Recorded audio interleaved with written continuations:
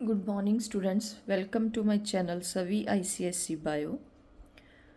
बेटा हम कर रहे हैं ICSE understanding biology class 8 by Avichal publication company और APC books written by Sarita Agarwal and Shruti Agarwal. बेटा कल हमने किया था start chapter 1 transport of minerals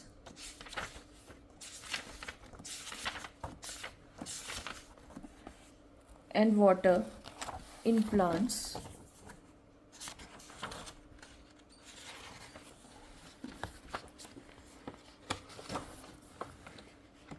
हमने स्टार्ट किया है transport of food and minerals in plants. और बेटा आज हम करेंगे macro and micro nutrients of plant. Macro means ज़्यादा, लार्ज, और माइक्रो मीन्स स्मॉल। जो मैक्रो न्यूट्रिएंट्स है they are required in large quantity by the plants, और जो माइक्रो न्यूट्रिएंट्स है they are required in very small quantity by the plants. तो plants में need the nutrients in large और small quantity and accordingly they are placed in two groups, macronutrients and micronutrients. The macronutrients they are required in large quantity by the plants like 1 mg to 10 mg per gram weight of the plant. Example इनके हैं macronutrients में nitrogen, phosphorus and potassium. Micronutrients है they are required in small quantity by the plants like 0.1 mg per 1 gram weight of plant। इनके examples हैं iron, manganese and zinc. ये जो है इनके जो functions and deficiency symptoms of micronutrients, ये table बेटा आपने लर्न करना है। तो इनका जो फंक्शन है, जहाँ कोई डेफिशिएंसी डिजीज़ है, ये आपको पेपर में आ सकता है और ये अक्सर आ जाता है इनमें से। जैसे नाइट्रोजन है तो इसका फंक्शन क्या है, the major component of proteins, nucleic acid and vitamins. इसका जो डेफिशिएंसी डिजीज़ है आप कर सकते हो ये येलोइंग ऑफ लीव्स जो है इसकी कमी के कारण येलो हो जाते हैं। स्टंटेड ग्रोथ, प्लांट की ग्रोथ नहीं होती, वो छोटे रहते हैं। रिंकलिंग ऑफ ग्रेन्स, जो ग्रेन्स है इनके वो सिकुड़े हुए हो जाते हैं जिनके प्लांट्स में नाइट्रोजन की कमी होती है। डिलेड फ्लावर्स जो है वो लेट लगते हैं। उसके बाद आएगा second phosphorus. It is needed for synthesis of nucleic acid and ATP molecules and it is constituent of cell membrane and proteins.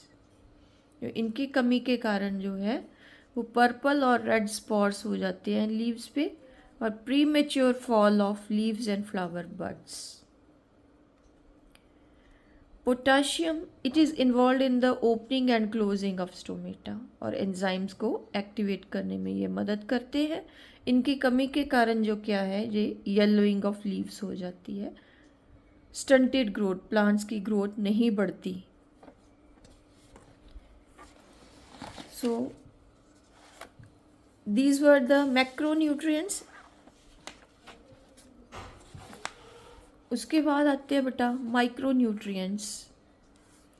इनमें आ जाता है iron, manganese and zinc. Iron, it is essential for synthesis of chlorophyll. इसकी कमी के कारण yellowing of young leaves हो जाती है।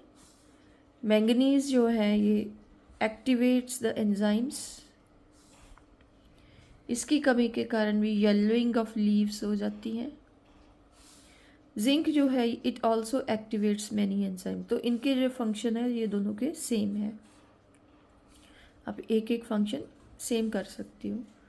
डेफिशिएंसी के कारण मेल फॉर्म्ड लीव्स की शेप्स जो है वो सही नहीं होती and yellowing of leave and stunted growth.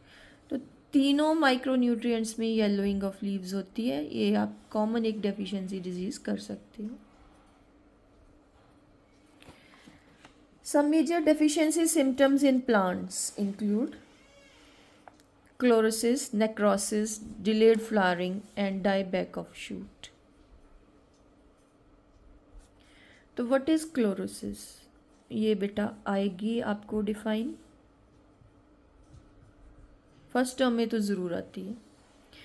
It is due to loss of chlorophyll leading to yellowing of leaves. Chlorosis yellowing of leaves होती है ड्यू टू क्लोरोफिल कम बनने के कारण। Necrosis it refer to localize death of the tissues कुछ tissues जो है plant के वो मर जाते हैं, like in buds, leaf tips and leaf margins. Delayed flowering, the plant does not flower at its regular time and may flower much later in the season. And dieback of shoot lead to death of the shoot tip. जो growing tissue है, meristematic tissue है, जहाँ से growth होती है plant की, वो मर जाता है, ख़त्म हो जाता है। As a result the plant stop growing in height. तो ये जो बेटा ये जो दो डिफाइन है ये इम्पॉर्टेंट है। इसके साथ ही हमारा ये जो चैप्टर है ये ख़त्म हो जाता है। हम थोड़ा सा माइंड मैप कर लेते हैं। तो व्हाट इज़ इसमें आ जाता है, जो हमने पूरे चैप्टर में किया है उसका जो है समरी है। व्हाट इज़ डिफ्यूजन, आप यहाँ से भी डिफाइन कर सकते हो।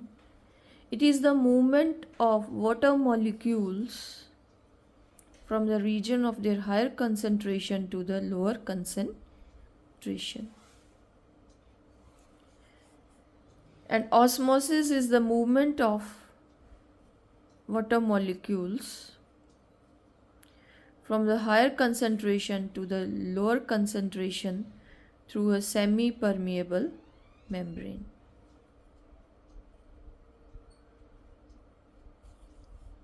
यहाँ पे सेमी परमिएबल मेम्ब्रेन आएगी।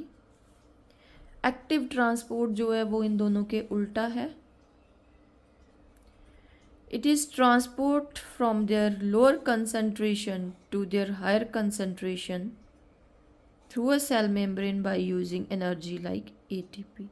अगेंस्ट द कंसंट्रेशन ग्रेडियंट जो है ट्रांसपोर्ट होती है। एंड ट्रांसपीरेशन क्या है, loss of water in form of the vapour from the leaves. ये है ट्रांसपीरेशन। दो टाइप ऑफ कंडक्टिंग टिश्यू है हमारे पास, जाइलम एंड फ्लोएम। जाइलम क्या करता है, the transport of water and minerals. Phloem transport the food prepared by the leaves. And xylem transport करता है water from root to the leaves, और phloem transport करता है food from in various direction to the different parts of the plant.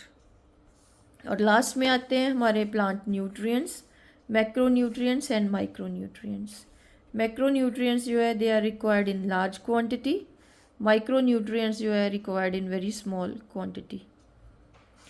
Macro की example है nitrogen, phosphorus, potassium, NPK।